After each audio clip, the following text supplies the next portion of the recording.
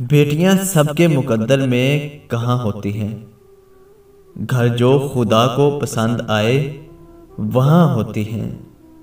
بیٹیاں وہ نعمت ہیں کہ جب حضرت فاطمہ رضی اللہ تعالی عنہا تشریف لاتی تھیں تو اللہ کے محبوب حضرت محمد صلی اللہ علیہ وآلہ وسلم بھی استقبال کو اٹھ کھڑے ہوتے تھے کہ میری بیٹی آئی ہے۔ حضرت محمد صلی اللہ علیہ وآلہ وسلم نے ارشاد فرمایا، عورت کے لیے یہ بہت ہی مبارک ہے کہ اس کی پہلی اولاد بیٹی ہو۔ جس شخص کی بیٹیاں ہوں اسے برا مت سمجھو، اس لیے کہ میں بھی بیٹی کا باپ ہوں۔ جب کوئی بیٹی پیدا ہوتی ہے تو اللہ تعالیٰ فرماتا ہے کہ اے لڑکی تو زمین میں اتر، میں تیرے باپ کی مدد کروں گا۔ بیٹی کا پہلا حق جو ہم کھاتے ہیں وہ اس کے پیدا ہونے کی خوشی ہے۔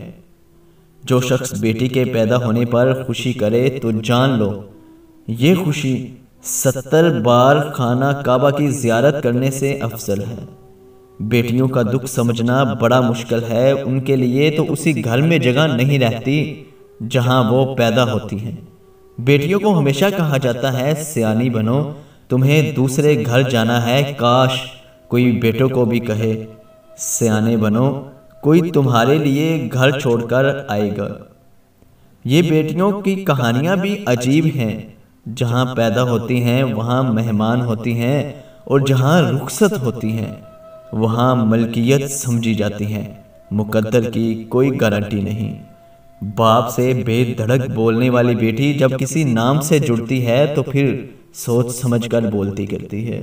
بیٹے اکثر باپ کی زمین بانٹ لیتے ہیں اور بیٹیاں باپ کا دکھ بانٹ لیتی ہیں۔ تم بیٹی کی قربانی کی بات کرتے ہو، اپنے ماں باپ کو چھوڑ کر تمہارے گھر آتی ہے۔ کیا تم چھوڑ سکتے ہو اپنا گھر؟ کیا تم چھوڑ سکتے ہو اپنا رہن سہن، اپنے طور طریقے؟ ہرگز نہیں نا۔ یہ تکلیف صرف ایک بیٹی ہی جانتی ہے۔ جہیز کیا ہوتا ہے اس باپ سے پوچھو جس کی زمین بھی چلی گئی اور بیٹی بھی۔ والدین اپنی بیٹی کو دنیا کی ہر چیز دیتے ہیں، صرف جو نہیں دے سکتے وہ ہے نصیب۔